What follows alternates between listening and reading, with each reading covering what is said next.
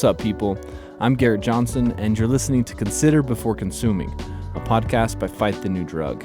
Today's conversation is with Claire. Now, here's the thing. One of our goals at Fight the New Drug is to break misconceptions. One misconception around pornography is that females don't struggle with pornography.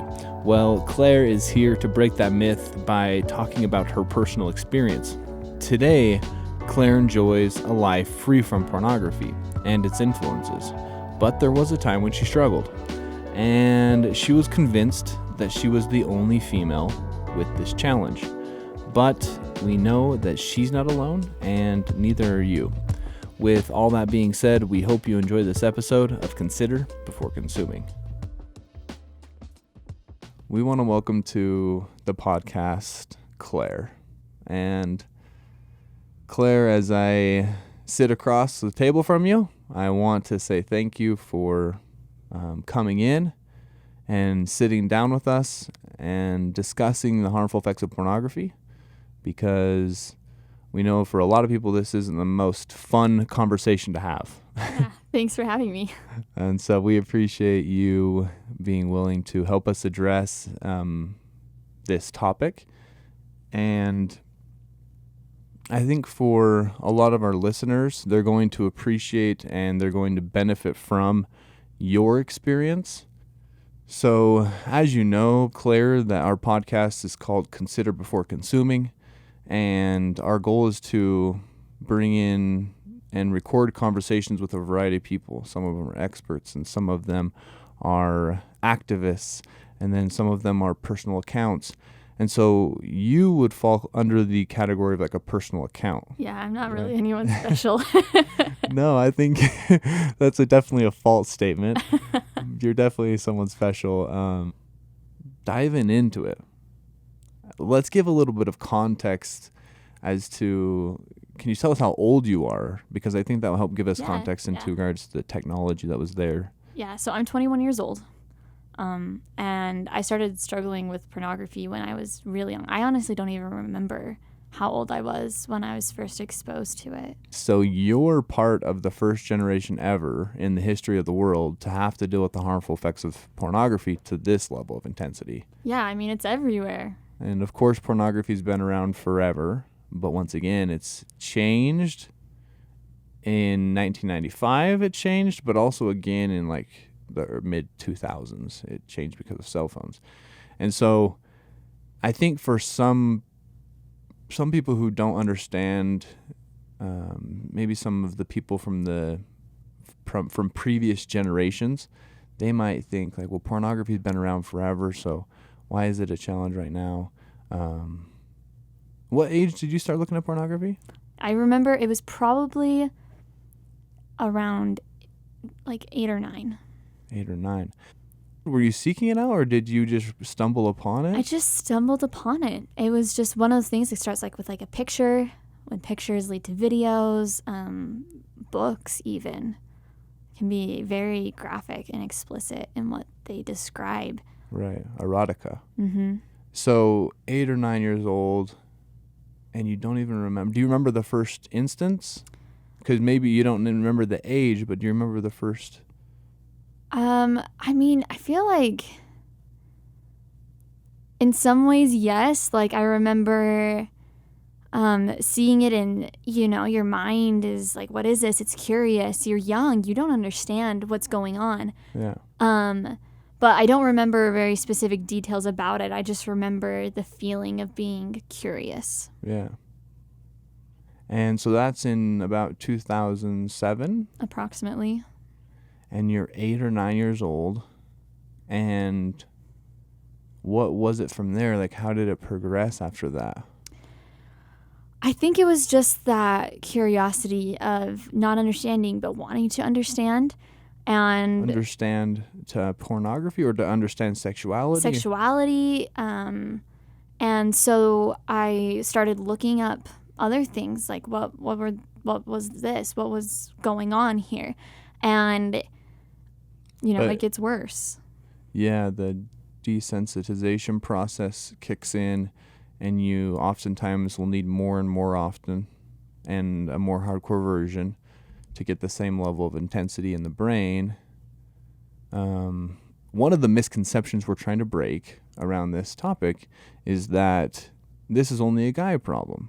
Which it's not. It's so far from that. And I remember, like, we were in Guatemala and you asked me to come on this podcast, but I told you about my struggle with pornography, and I was kind of quiet about it. I didn't really want to talk about it. I hadn't talked to almost anybody about that.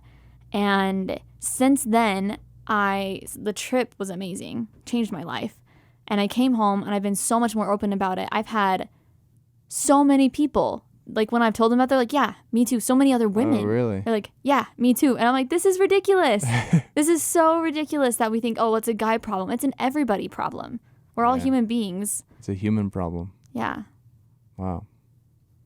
So how, when you say you've had these conversations, since the trip, Yeah. The trip was only a few weeks ago. What was it about the trip that has empowered you to kind of own your experience and be more open? Well, first of all, it was the conversation with you. That was really helpful to hear your story and to know, okay, there's people out there who can own their experience and, progress and help other people. Yeah. But I also think that the documentary, when we sat down, we all watched the documentary together. That was seriously the coolest thing. Seeing women in the documentary portrayed as well. These women who really have had struggles with pornography, whether it's just compulsory or if it's actually addictive. And it's portrayed, and these people are portrayed in such a positive light. They had a struggle and they're overcoming it, and they're not bad people. Yeah. That changed my life, to see that and to know that I wasn't alone. That makes me happy. It makes me happy. Makes me happy too. That's so cool that the documentary helped in that way. And we will link with this episode the documentary so that our listeners can get access to Brain Heart World, that documentary. Of the documentary Brain Heart World, what was your favorite part, or what was your favorite episode? Because there's 3 parts. Right. I liked Brain the best, just because I felt like of all of them, that was the most applicable to my experience with pornography. Interesting. Yeah. So what about the Brain was fascinating? So, it talks about in the documentary about like neuroplasticity and how your brain changes to things that it's exposed to and all of that. And I totally noticed a change. I didn't realize it at the time, but retrospectively, I've realized that what I've experienced, it had an impact on my grades. It had an impact on my relationships with my friends. It had an impact on the relationship with my family, my siblings, and my parents. It had an impact on everything. It had an impact on my vision of myself. And so, as a result, when I was using, I felt like I was worthless, and that, no one would ever want me, no one would ever love me because of those things that I had done. Shoot. When you say what you've done is like because you've had a challenge with pornography. Right. You almost felt a little bit of fear for maybe current or future relationships. Oh, yeah. Because you didn't want to tell the truth. And I think that's so often the case as we go through life and as we date and as we get into meaningful relationships. Like, we want to show a little bit of baggage, like we want to be a little bit vulnerable, right? But sometimes we're fearful, like, I don't want to show everything, or I don't want right. You don't want to scare them away. And like, going on the trip really helped me realize that this is part of who I was. It's part of my past, and I'm overcoming it. I overcame it. Like, that's so cool. And it doesn't make me a bad person for having struggled. Dude, I love that. And I love that as you say that, like, you shrugged your shoulder a little bit, like it's no big deal. Like, you had to go through it. Yeah. And you're all about self-improvement, and you've addressed your challenge. That's so cool. And anybody else can do the exact same thing. Totally. So when you say that anyone else can do the exact same thing, I think for a lot of people, they don't feel like they really can, because maybe going to your experience, did you ever feel like you weren't going to be able to overcome your challenge? I think that I felt that sense of hopelessness the most when I was silent. Like before I opened up to my parents about it for the first time, I felt very hopeless. And it's a problem, so you're going to slip up after the first time, most likely. I mean, unless you're really cool and you can quit cold turkey. I mean, you're really cool. And what I'm saying is like you're saying, the probability of you just white knuckling it and quitting cold turkey is very, very, very slim. slim. It's not going to happen very often. Like you're going to have slip ups. And the more I was silent about those things, the more helpless I felt. I decided that silence is to porn as oxygen is to flame. Like, you can't just stay quiet about it. You don't have to open up to the world on a podcast about it, per se, but talk to your friends and talk to your family and people who will support you, and that will help you overcome anything. And so your parents were the first people that you felt comfortable with, and you reached out to them for help? Yeah. They actually, it's kind of embarrassing. They caught me, but I'm grateful. I'm really grateful that they did. That's because... so cool. You know, from there, they never shamed me. They never said, oh my gosh, how could you? They loved me.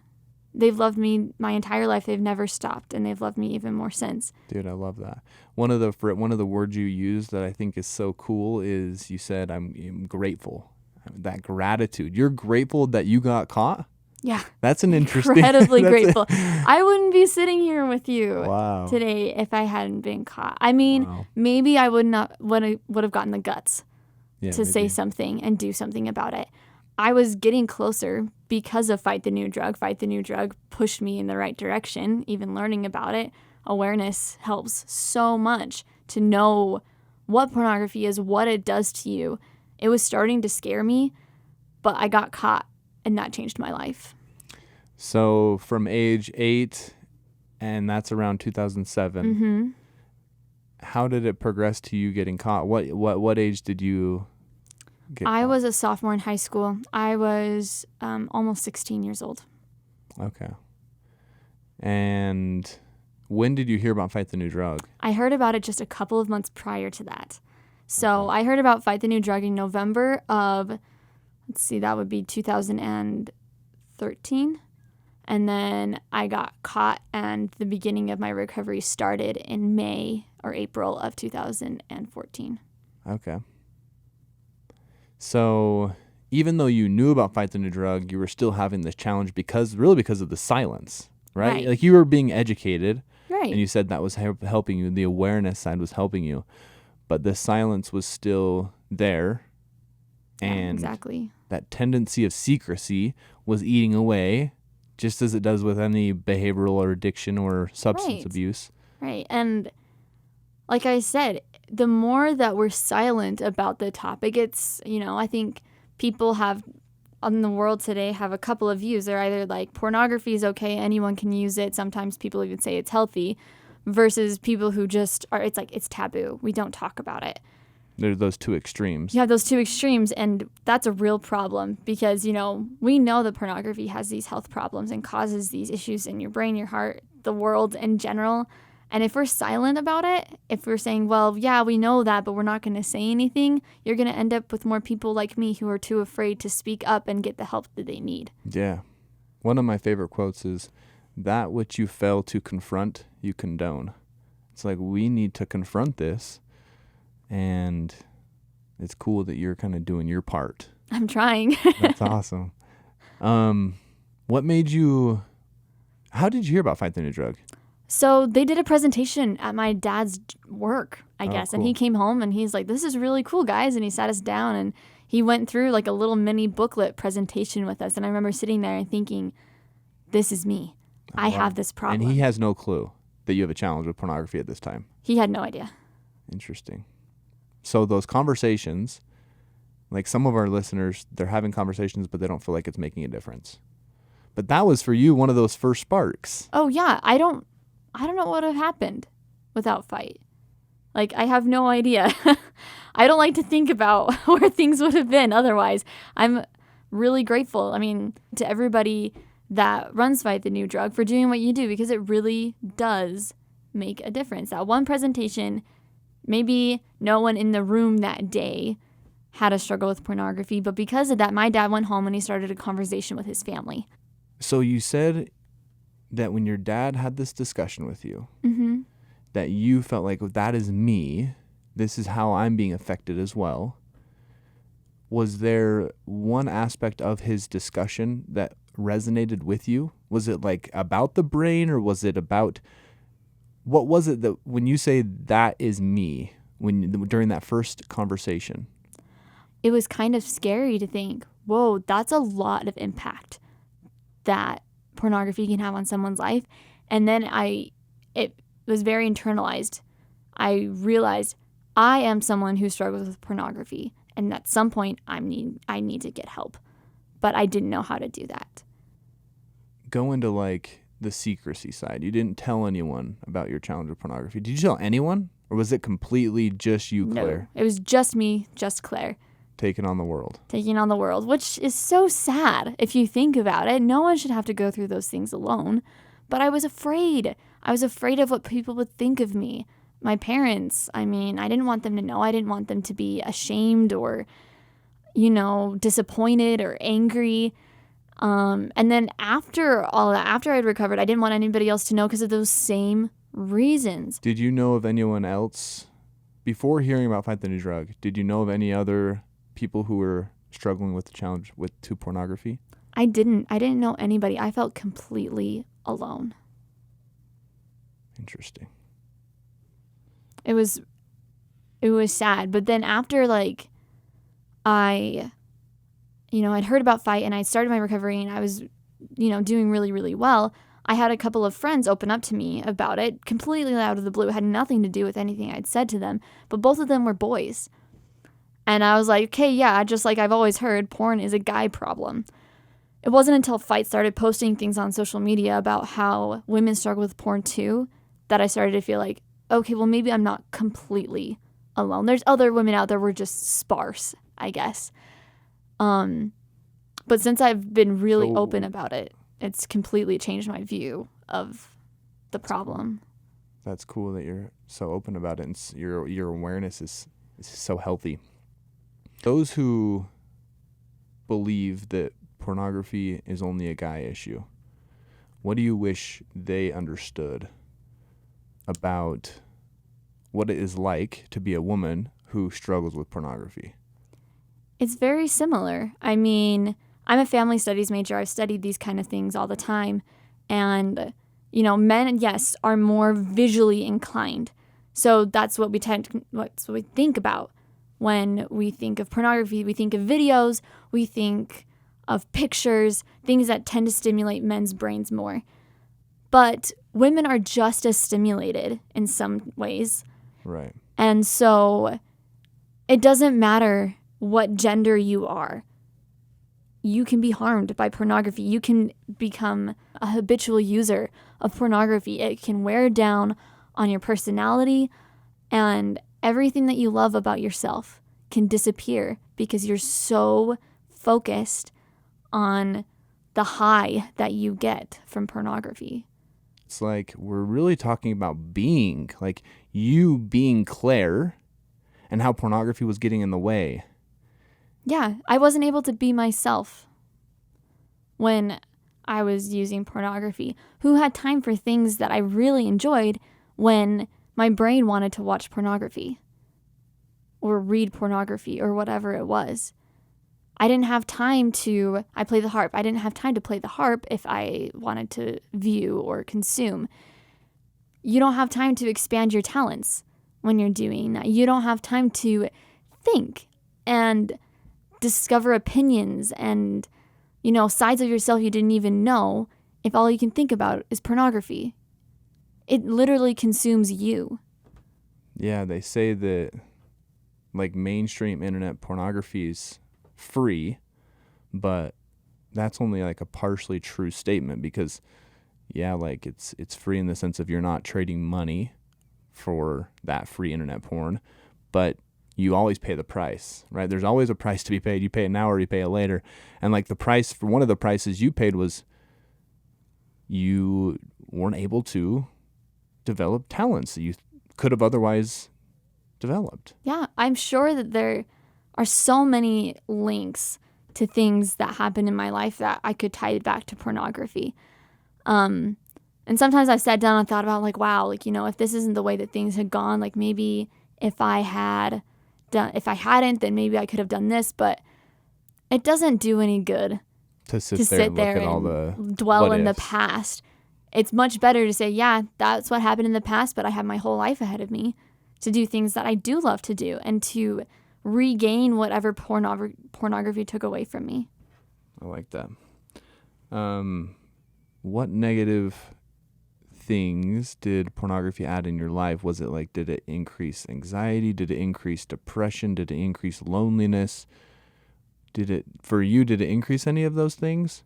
I feel like, if anything, it increased my need to procrastinate, to not do my homework. I got worse grades because of it.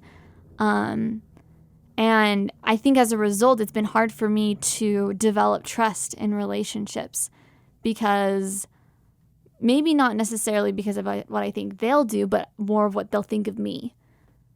And that's ridiculous. It's sad. It shouldn't be that way. Right. Do you think your challenge with pornography will make you a better spouse?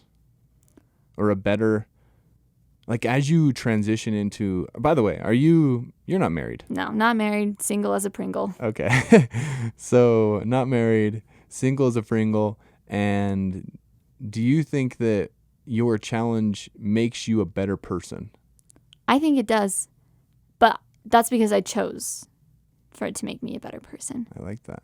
If I had just, been like, yeah, and I feel like staying silent is part of the decision, like everyone has the right to, keep things to themselves.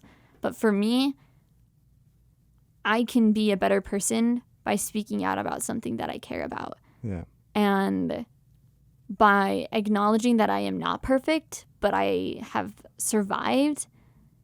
Yeah, none of us are.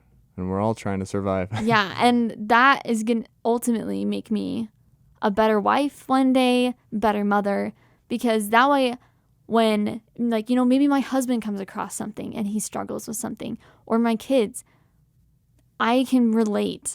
I can be there for them. I don't have to be this aloof personality that has never struggled with anything ever. I've been there and I can help. I love that. I think I'm very grateful for my challenge with pornography because of that, because I think it does make me a better version of myself because I'm more understanding. I think I am more encouraging than I might have been if I didn't have this challenge. I think I'm more open-minded.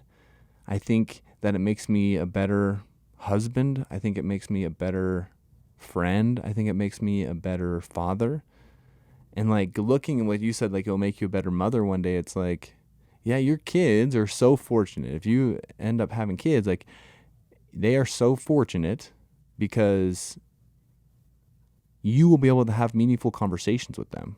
Yeah, exactly. And I won't be afraid to tell them what I experienced and how it affected my life. But if they ever do come across something, then I'm not going to be the person to judge them. There's no shame. There just needs to be love. That's cool. I like that.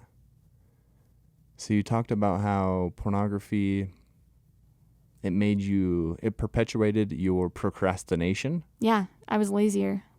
Interesting. And then you also mentioned some false expectations. Yeah, just like, not just of other people, but of myself.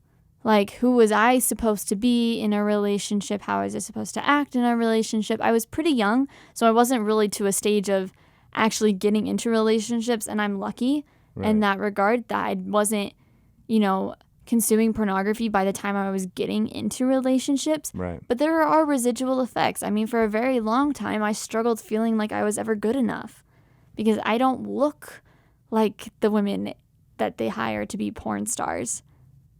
The thing about pornography is that it perpetuates false expectations for both genders. Yeah, it was so sad. Just on my way up here, I had a friend open up to me about a relationship that she just got out of. She was telling me all of these things that had happened, horrible, abusive things that had happened to her, mainly emotional and manipulation, like abuse. that she didn't even recognize. And I was asking her, I'm like, why do you feel like that's okay? Why did you feel like that was normal? And she talked about how they had both watched pornography and how she's like, well, boys just do this. And I'm like, no, boys don't just do that. Not boys who care, not boys who love. That's not normal. That's not okay. It just broke my heart to think that her expectation for what she should be treated Boys with will be boys kind of thing. was less than what she was worth. And I never really experienced that side of pornography, like the harms that it can do, but it gave me a very real glimpse into she thought that this is just how boys acted. She thought that she was just supposed to smile and take it because that's that she's supposed to do. But that's not love. That's not even close to love. Yeah. Love requires altruism, and it requires discipline, and it requires patience, and it requires communication. Just on a side note, will your friend be okay with you sharing that, saying that I had a friend on the way up here? Yeah, as long as she remains anonymous. Okay. So at 16 is when you got caught, right? I was almost 16. So it's been about 4 or 5 years now. Yeah. Woohoo! Since you addressed your challenge. Yeah. Did you ever go and seek out professional help from like therapists or? I did seek professional help. I saw a therapist just a few times just to kind of get things cleared up for me. But I thought it was super helpful. That's great. Did everyone's recovery is so different. It is. And that's it's why very it's so different. interesting to kind of hear your experience. You went to a couple sessions. One of the reasons why I was asking about the therapy or the professional help was, did you ever receive like a diagnosis of like, yeah, you're probably addicted, or was it a compulsive behavior or just an unhealthy habit that you had formed? Like even when I described it to her, like she never officially gave me some sort of diagnosis. In my own research, I've determined it probably wasn't so much an addiction as maybe a compulsory habit. Did you, when you stopped, so after you used pornography, did you feel increased, I've already mentioned this, but I want to mention it again, like did you feel increased depression or loneliness after you consumed? Oh, every single time. Every single time I felt depressed, I felt anxious, every single time. We'll link in this episode to some science and research showing that it can increase loneliness, it can increase depression, it can increase anxiety. 5 years later, is it challenging for you to go back to how painful it really was? And you said it is hard. Like I think that's part of the reason I didn't really open up about it for a really long time, is just knowing that I felt so alone the whole time. And if you ask anyone who knows me, I'm much a people person. I like being around my friends. I don't like being alone almost ever. And so feeling like, yeah, maybe I'm with people, but I'm alone in this struggle. I'm alone in whatever I'm going through. That's not okay. And I don't like to think about it very much. Do you think that there's different stigmas for guys and women? I bet there is. But I think the main stigma for women is that they don't. And so if you do, then, whoa, what's wrong with you if you have a guy problem? Like, that's some really unique, kind of crazy. I don't know. But that's kind of how I felt. Yeah. I think, being open about the fact that women do struggle. There's a lot of them out there. I mean, like I said, I've had quite a few that since I've opened up to them, they're like, yeah, me too.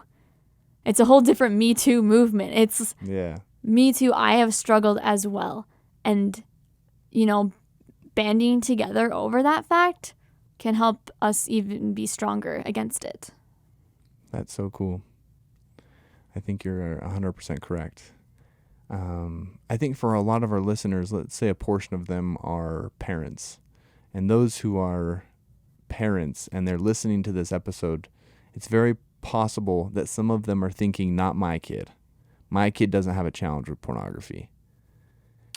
Were your parents ever suspicious that you might have a challenge?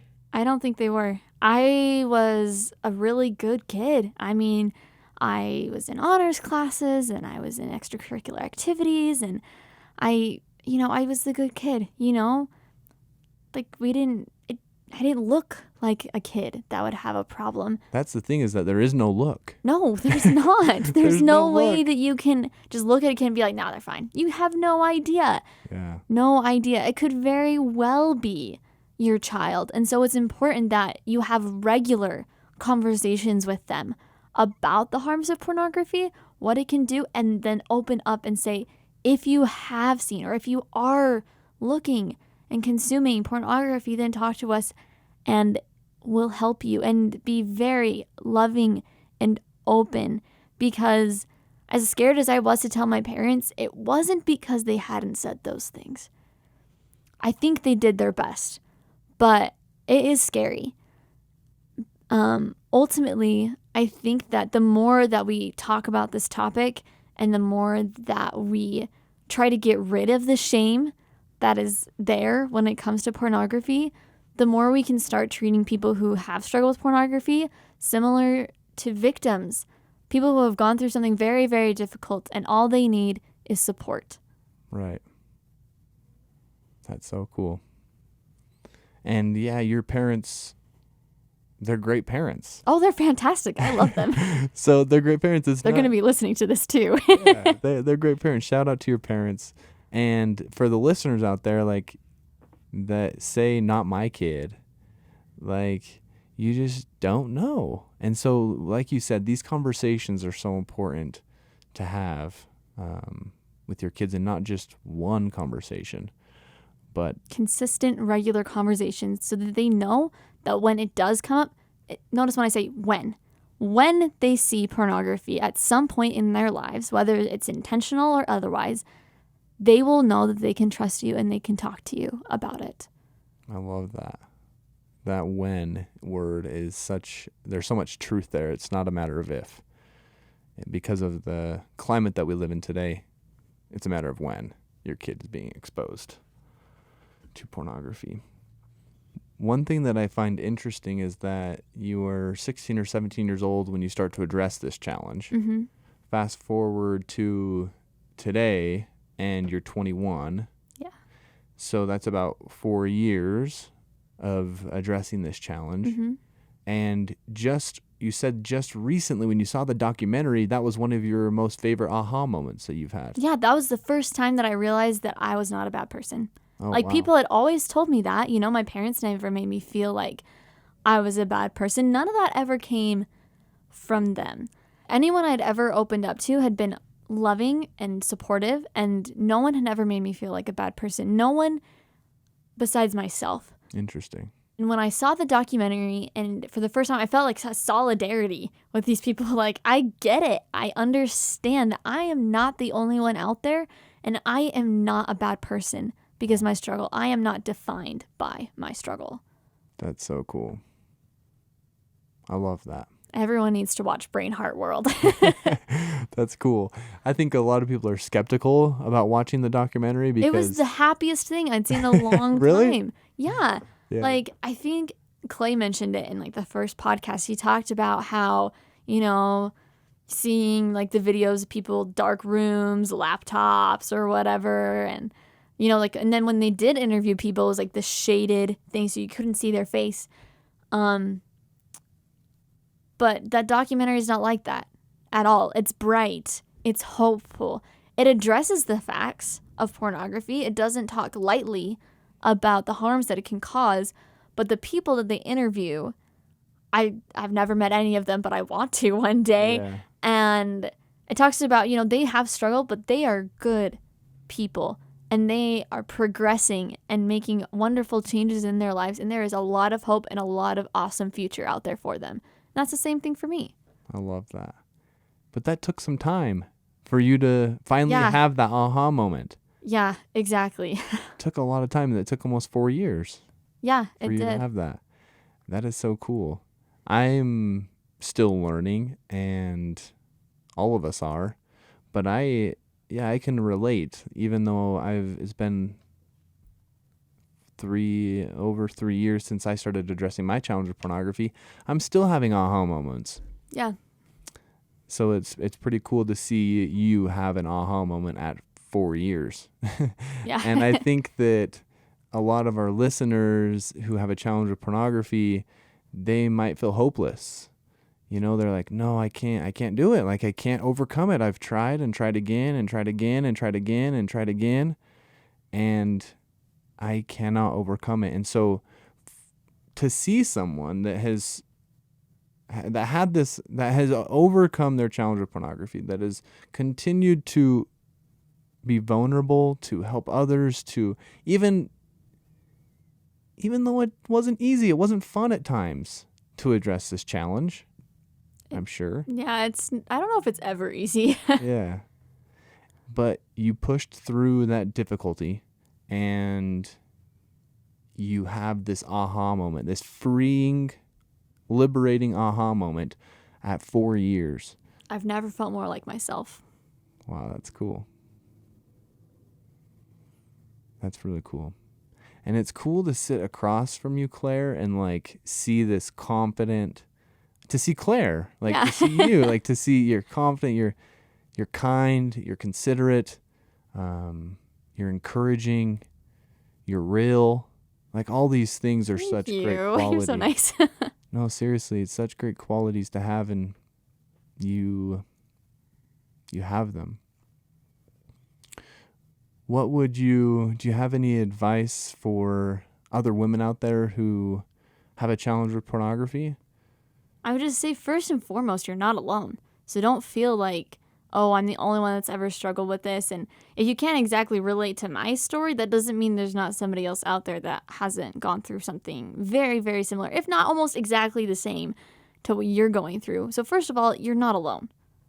And then I would say the first step is really just to open up to somebody that you really trust, and just say, hey, I struggle with porn. Can we talk about it? Or just I struggle with porn. And then just, even those words, yeah, as strange as it sounds, in my experience, even the words, like verbalizing, I have this challenge, is empowering. it is. It really is. It's almost like I feel like I can't stop saying it. Like, like I'm talking to people I've known for years, and they're like, oh, what are you doing? Oh, I'm going to go record a podcast for Fight the New Drug. And I'm talking about my struggle with porn. And, Cool. Some people are like, oh, that's really cool. It takes them a second, but they appreciate what Your I'm honesty doing. And that has been the fastest way to quench feelings of, self-doubt, of feeling like I'm worthless or that I'm alone, is talking about it. Like I said earlier, like silence is to porn as flame, like oxygen is to flame. And, I think that's like the first step, is just talking to somebody about it. And I mean, there's so many other ways you can like start to like really start your recovery process. For me, maybe more unconventional, like really just involved kind of working with my parents and working with myself.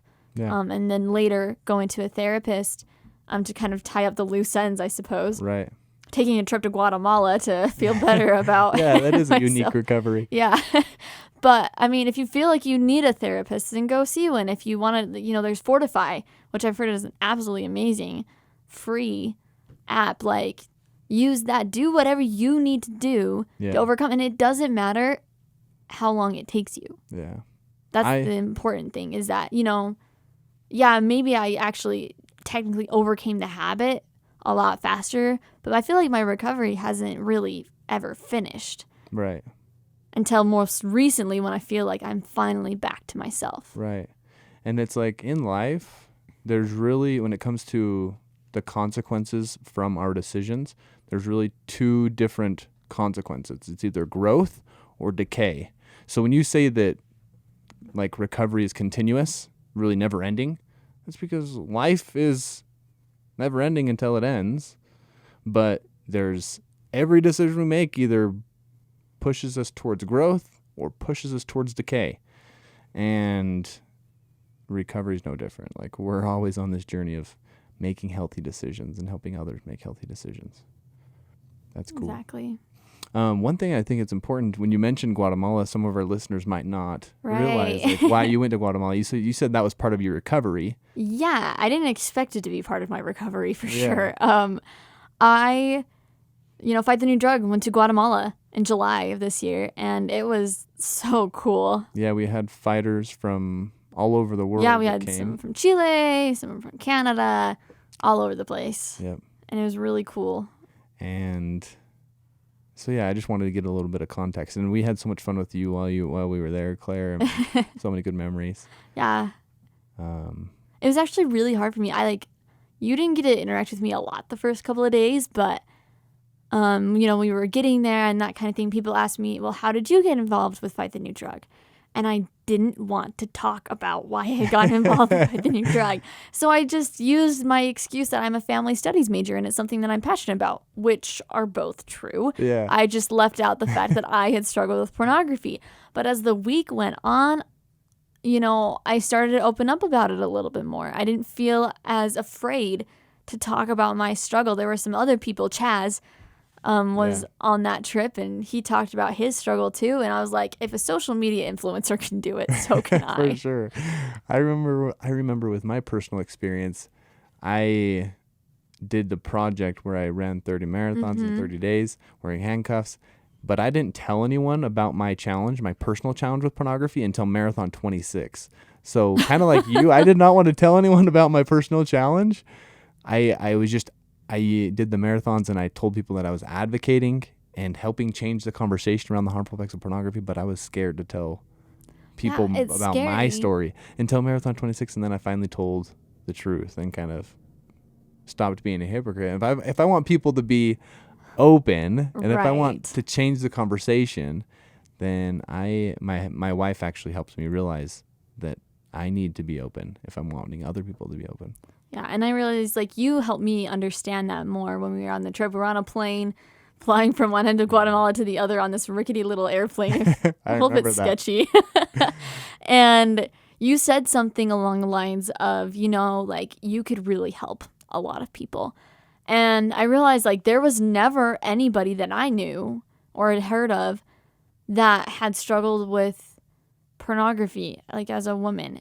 And I was like, well, what if I'm the first one that people get to hear about? I'm like, I want to help. I want to feel like that makes me smile because you are one of the first ones that's coming to the podcast to talk about the harmful effects of pornography and how it's affected you as a woman, as a person.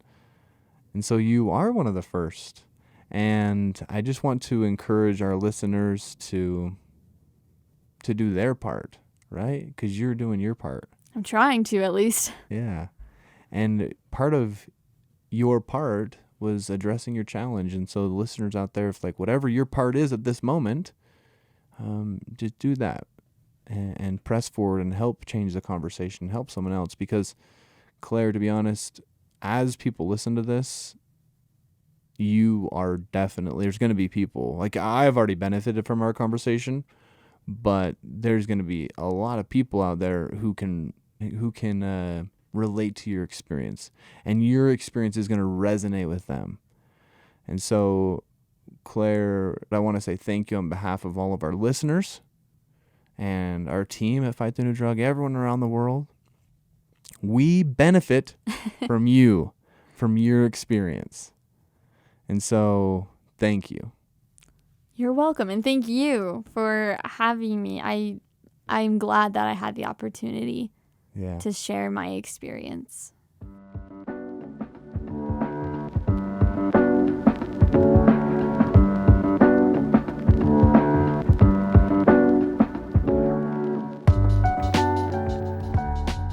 Thanks for joining us on this episode of Consider Before Consuming. Consider Before Consuming is brought to you by Fight the New Drug. Fight the New Drug is a non-religious and non-legislative organization that exists to provide individuals the opportunity to make an informed decision regarding pornography by raising awareness on its harmful effects using only science, facts, and personal accounts.